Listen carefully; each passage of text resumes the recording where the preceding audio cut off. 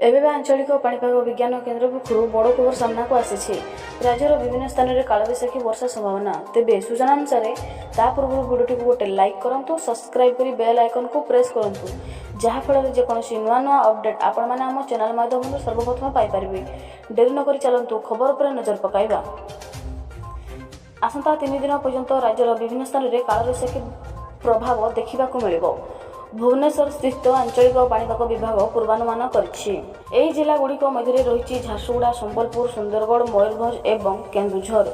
एसबु जिलार किछि स्थान में कुआपथर वर्षा होबार संभावना मध्य रही। सेहीपरि कालबैशाखी नहीं कटक, जगतसिंहपुर, केन्द्रापड़ा, जाजपुर, भद्रक, बालेश्वर, ढेंकानाल, अनुगुल, देवगढ़, बौद्ध, सुवर्णपुर, बरगढ़, बलांगीर एवं नुआपड़ा जिला को येलो वार्निंग जारी कराଯାଇଛି। गतकाली मयूरभंज जिले में प्रबल वर्षा पवन सांग कुआपथर माड़ होइछि। आजबेस्ट एवं टाइल घर भांगी बेले बहु लोक आहत होइतिले बेले प्राय 3 घंटा धरी कालबैशाखी तांडव रूप देखाइथिला। एही भली पाणीपागर सूचना पाइबा पई सब्सक्राइब करंतु।